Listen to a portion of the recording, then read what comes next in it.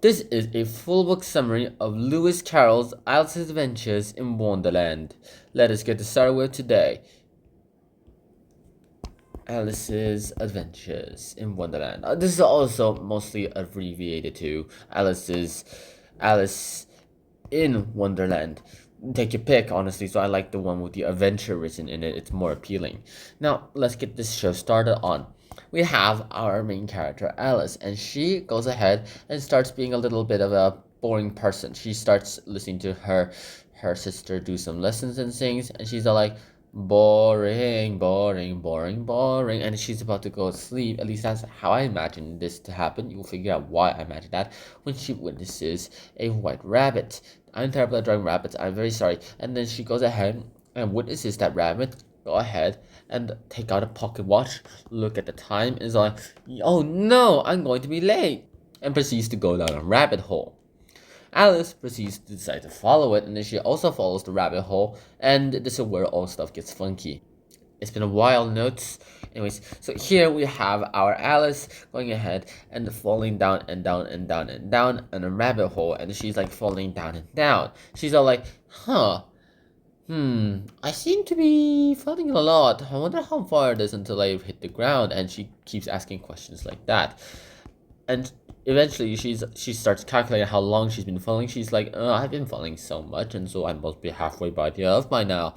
So that's around like 2,000 miles and something like that. And surprisingly, Alice herself, is very accurate in her assumptions. And then when she finally lands without breaking her bones somehow, she reaches into a room, and inside that room there are several things. First of all, there is a giant door with also a equally giant key, a keyhole, and there's also like a giant table, and on that giant table there is a key on it.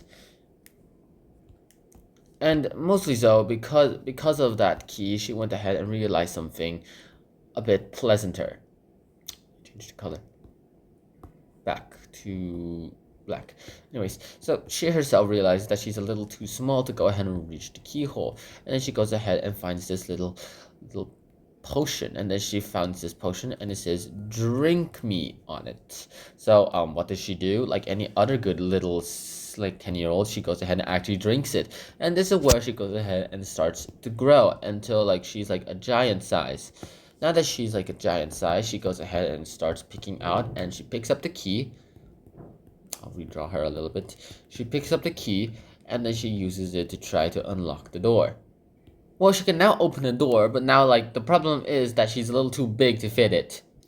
Like this is her size right now.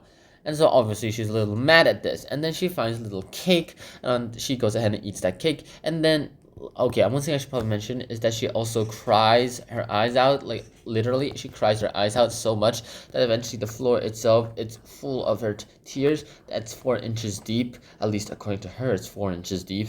And then she just finds this little cake, and she decides to go ahead and eat that cake, and that cake goes ahead and does the opposite of what the potion did. You guessed it, it went ahead and shrunk her. Yoink! She's like Ant-Man today, and she goes ahead and shrinks, and then she lands in her little sea, and she's like, how the hell am I in the sea? And then she realizes it's a sea of her own tears. One other problem that she realizes now is that the key is now on the table, and now she can't even reach it again, and she's like very, very sad. Let's zoom in on her. Now that she's in the sea, we go ahead and find her in like a different other area. She finds some other creatures to go ahead and swimming inside it too, like a mouse. There's a mouse. This is a mouse. And then the mouse, I'm gonna draw this. The mouse goes ahead and tries to run away from her. And she's all like, hey, I want to talk to you. And she's like, oh, I like cats. They eat mice. And she says that to the mouse. And obviously she's threatened. Like, she goes ahead and frightens the mouse. And then the mouse goes ahead and swims away. And she's all like, oh, dang, am I bad at this? Okay. And then she meets a bunch of other people. Oh, but also she calls the mice back, and the mouses are like, you're not gonna talk about cats again, are you? And she's like, no, no, no, no. You like dogs? Oh, my dog also likes to eat mice. And he's like, are you serious? And then he goes ahead and runs away. And she's like, damn it. I'm like, Dang, I can't do anything properly. Afterwards, she goes ahead and finds a bunch of flocks of other animals, such as mostly birds, though. And those people go ahead and start trying to get to shore. They go ahead and talk to each other about stuff like that. And then they go to reach shore. Now, when they finally get ahead and get to reach the shore, they go ahead and realize that all of them are soaking wet. And because most of them were soaking wet, they decide to have this little parade thingy to go ahead and try to get themselves dry. They try to figure out how to get themselves dry. All of them. I mean, like literally all the birds on the island and stuff like that. So what happens here is that they go ahead and decide to do this little dance, the caucus dance, where they go run around and round and round and round and round and round. They run around and round and round and round. They go ahead and get all the water dry. And afterwards, they realize that they really are dry and they want prizes. She's all like, hey, everyone wins, and orders Alice to give everyone prizes, which she proceeds to do so. Even getting a prize from herself, which is technically she just gives away all her belongings except one thing. It was mostly like candy, and then when the birds tried to eat them, they like choked on some of them, but they all managed to somehow eat it. And then she goes ahead and tries to talk about stuff. She's like, hey, my cat loves to eat birds, and they're like, okay, bye bye, and they ran away and leaving Alice behind once again. Now, Alice at this point decides to try to get to the garden that she was looking through about, and this ends up on her in a quest of a very, very, very interesting things. Now, what do I mean by that? Well, I mean this. She goes ahead and finds out about getting acquainted with Wonderland. She goes through a bunch of these trials, and then the white rabbit comes back, and the white rabbit goes ahead and he's all like, hey, you, Marianne, which is all slang for like any kind of girl who's your servant. Go get my gloves and wipers and my cloth, that kind of thing. And she, very terrified, goes ahead and does so immediately. Now, at this point, she goes ahead and realizes that none of them realizes who she is, and she eventually reaches the house where it says White Rabbit's house on it. She goes ahead and gets into the house. And inside the house, she goes ahead and finds another liquid bottle. Now, in that liquid bottle, it doesn't say anything about drinking it, but then she's like, ah, hell, I'm gonna drink it. And then she drinks it. I gotta do an extra review of this now. And because she went ahead and drank it, you can guess what happened, right? Not even drinking half of the bottle yet. She once again grew to another great size, this time one hand sticking out of the window and a foot sticking out of the chimney. Obviously, she was stuck in this position for a very long time and she was trying to figure out how to get out of this position. And then the white rabbit goes ahead and he's all like, what the heck is a hand doing here? Marianne, what the hell are you doing? And he goes ahead and says, okay, I'm gonna get into the window. And she's all like, hey, I have power now. And like smacks at something. Turns out to the white rabbit. The white rabbit's like, yelp! I've been smacked at. And someone else tries to come in and she also smacks it away. And she's like, yelp! And then they try to get out someone. She cannot imagine what kind of animal it is. Just some guy named Jack or something comes in. And he's all like, I'm a red lizard. I'm gonna get in from the chimney. And she kicks it away. He's like, yelp! And lands like back onto the house on the ground. Now, they decide to next go ahead and send a bunch of pebbles inside to hit her. It very hurts. And she's like, hey, do that again. I'm crushing you guys. And then she realizes the pebbles turn into cakes. And then she goes ahead and eats one. And then you can guess what happened now, right? She shrunk again to a tiny size. And then ran through the window to go ahead and escape them. Like, ran through the front door. It's just small enough to to not be detected. At this point, she just runs into the woods, and inside the woods, she goes ahead and figures everything out. She's like, oh, why can't I just stay one size for a very long time? And then she meets Caterpillar, who's all like, oh, why do you hate this size? And she's all like, it's not the size that I hate, it's just the fact that I am too small. I wish I could go ahead and be able to control my size, but will. After having a little lively discussion about caterpillar education and size and offending a little bit, she goes ahead and is given a mushroom. And so one side will make you grow, one side will make you shrink. She tries out one side of the mushroom, and then she grows really, really fast, knocking her chin in the process. She realizes she's a little too tall, and she goes ahead and shrinks herself again, and it ends up in a bird's nest. And the bird's mother of the eggs comes in. And he's like, "You're a serpent. Get out. Don't eat my kids." And she's like, okay, I'm not a serpent. Do you eat eggs?" "I did eat eggs." And like, "You're a serpent then. Get out." It's like, "But I'm not a human." but I'm a human. Do you eat eggs? Yes. Then humans are a type of serpent. Get out. I guess that. So good luck. Get out, I said, and she goes ahead and gets out.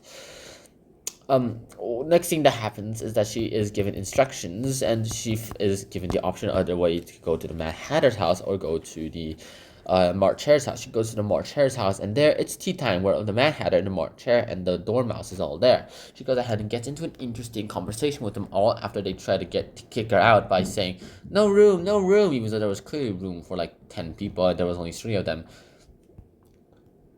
And so she's all like, yeah, I'm sitting here anyway. She goes ahead and lands into that area, and then they all go ahead and talk to her and do some wordplay on her, teaching her about language and stuff, until she gets really, really turned off by their rude manners and leaves in a huff. She then lands towards the Duchess's, and inside the Duchess's, she goes ahead and figures everything out. She also meets a Cheshire Cat, who's also the Duchess's. And then the Cheshire Cat goes ahead and realizes that she might be onto something, and it's really creepy how he goes and grins, because when he fades slowly away, he leaves behind his grin, and then the grin disappears.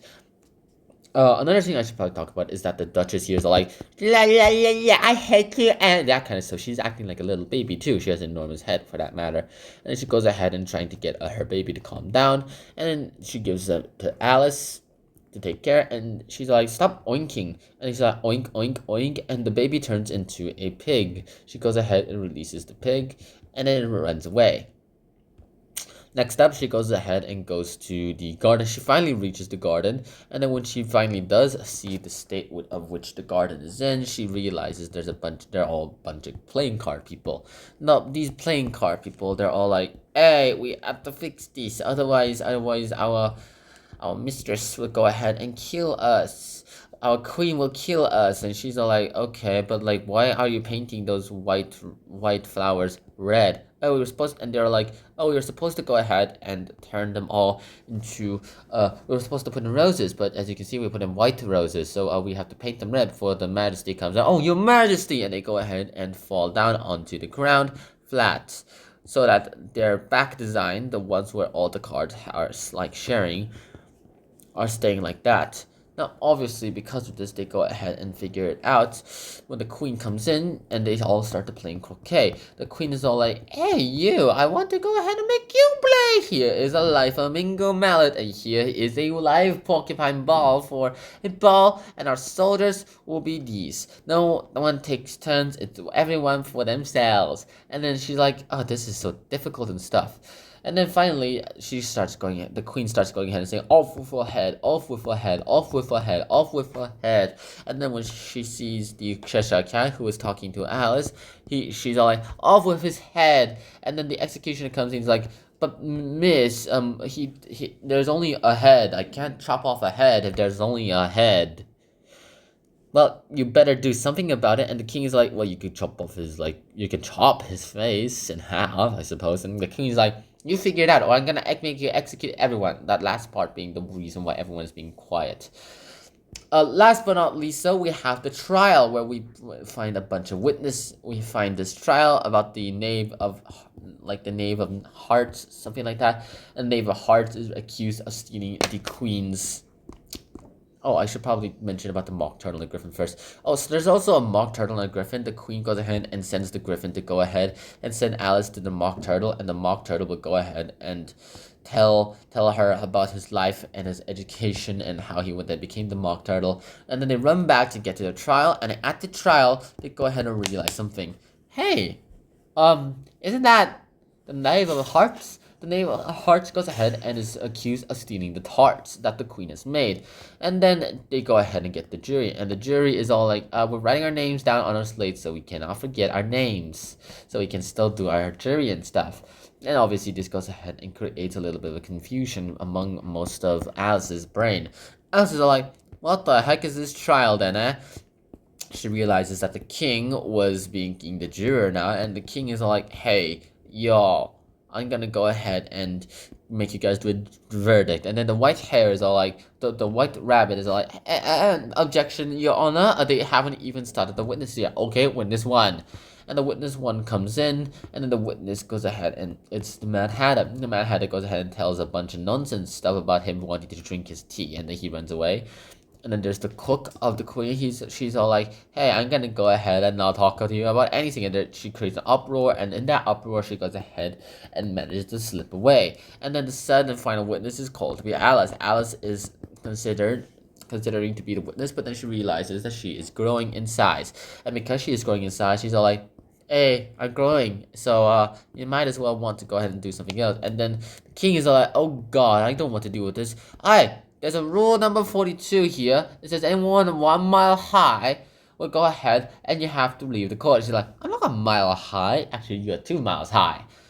You just made that rule yourself. It's the oldest rule in the book. Then why is it rule number 42? It should be rule number 1." And she's like, "Get out of my sight." No! This entire trial is a farce, and you're a bunch of playing cards. She's saying all this as she's growing back to her normal size. And they're like, "How dare you? I gotta go ahead and destroy this trial now." And she goes ahead and proceeds to destroy this trial. Now, they all turn into playing cards at this point, and they go attack Alice. Ace. Heart. Club. And diamond. She goes ahead and easily swats them all away. She's like, "Hey, get away from me." And then, spoiler alert, she goes ahead and she wakes up. She realizes that this has all been a dream. And then she wakes up, tells her sister, who was brushing leaves off of her, to go ahead and tells her about her dream. And her sister's like, "Ah, nice dream. Now go inside, little lady." And she proceeds to do so. And she runs inside. And this is when Alice's sister goes ahead and thinks about how life would be so much like if she was in Wonderland. If everything was just like Wonderland. Typical ending to a Victorian fairy tale. So I hope you guys enjoyed this episode of Hanshon. I hope to see you guys soon. And so until next time, peace. Bye bye. The end.